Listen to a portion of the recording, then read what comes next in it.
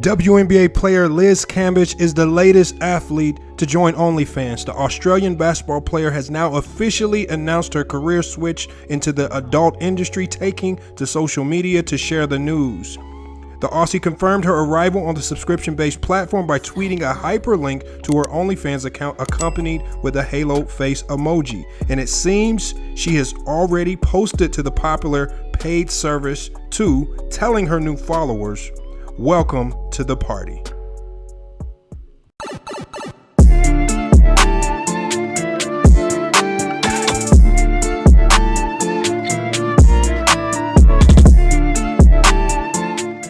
And there we have it right there, man. You guys see it.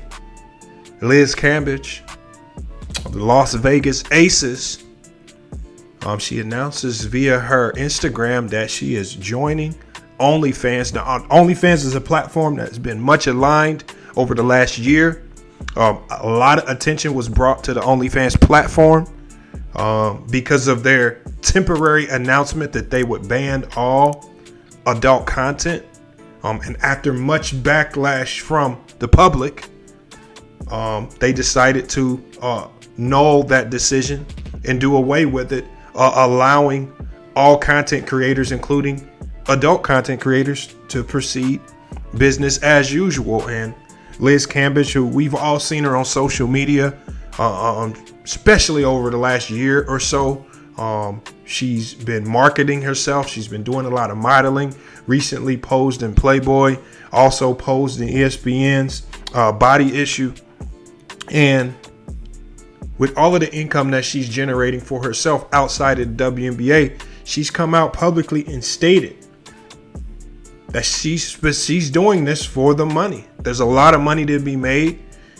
She sees her value and she's going to simply be going after it. Now, according to Sports Track, Liz Cambage signed a 1-year, $221,000 contract with the Las Vegas Aces, the highest paid player in the WNBA. Her salary was fully guaranteed, and she earned all of that salary. She didn't miss any games. So, $221,000 for the best player in the WNBA. And some will argue that she's not the best player. Some will say maybe Jonquel Jones, and you got Candace Parker, who's still out there playing. But Liz Cambage is probably the most visible player that the WNBA has. She's probably one of the few players that's really marketing herself.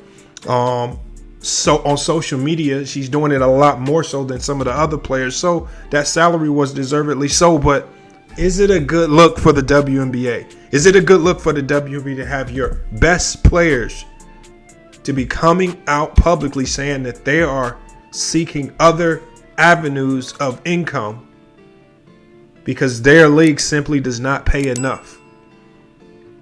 And this income, this salary that Liz Cambage made, the $221,000, in comparison, her first year of playing pro basketball in 2013 in Australia, that's what she made as a rookie in Australia. She comes to the WNBA as a rookie and makes $47,000. So we see the divide and the difference right there. So again, a lot of these players want to come to the WNBA, right? Play basketball on the biggest stage. But unfortunately, here in the United States, the money is not there. The money is definitely not there. And again, we've spoken on the WNBA many times.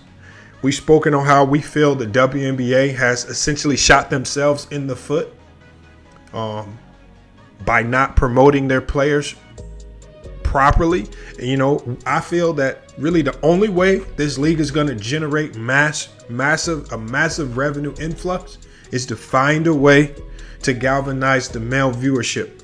All right, male viewers make up about 90% of the sports viewers, the people who absorb sports content, whether male or female, on television or even going to these games. And that's the fan base you should be targeting. I think the WNBA's marketing strategy, just simply coming out and telling us, oh, these women are highly skilled, come watch. I don't think that does enough. I don't think that galvanizes the sports base enough to get people to come over there and watch. You got to give people something to watch. I mean, even the MVP of that league, even the MVP of the WNBA, to most casual NBA fans, a lot of people don't know who she is. And as we've said before, a lot of people can't tell you who's the best three-point shooter in the WNBA. They can't tell you who's the best post player. Although, because Liz Cambage markets herself so much, we can know who the best post player is Liz Cambage. But outside of that, the players who are not marketing themselves aren't getting that attention from male viewership. And Liz Cambage has decided to go the OnlyFans route. I'm not particularly sure if this move will be beneficial for the WNBA. All right, maybe the WNBA can make a partnership with OnlyFans and encourage more players to join in a marketing ploy or marketing strategy. Who knows? But I think I think it's time for the WNBA to start making dire and drastic moves in an attempt to market their league a lot better. Because I think they've done a very poor job of marketing their players, pushing narratives, and giving casual sports fans, just like what we do here on FYF Sports, things to talk about when we go live. And outside of this particular story right here, there's really nothing going on right now in the WNBA with regards to the players, with regards to storylines, narratives, trades, rivalries, anything, GOAT conversations. There's nothing that's going on in NBA that really interests us as sports fans outside of Liz Cambage and what she's doing with OnlyFans. So WNBA, I implore you guys to step your game up. Been reaching out to multiple WNBA players to get them on the platform for an interview.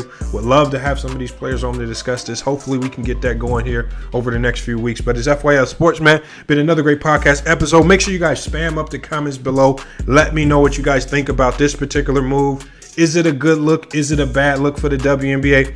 I personally think what Liz Cambage is doing with OnlyFans, I gotta support the move.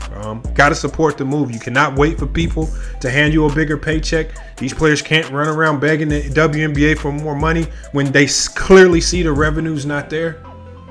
It's time for these players to kind of step outside the box, even if it compromises their careers a bit as far as playing in the WNBA. If they can make more money elsewhere, I highly suggest you simply go for it, because the WNBA is a sinking ship unless they can make some major moves.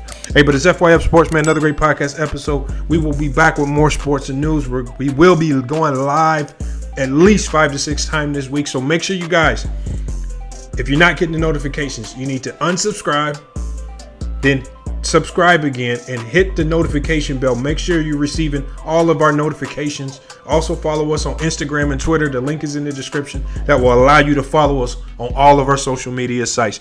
It's FYF Sports, another great podcast episode. We'll be back with more sports and news. And until then, it's FYF Sports, and we out.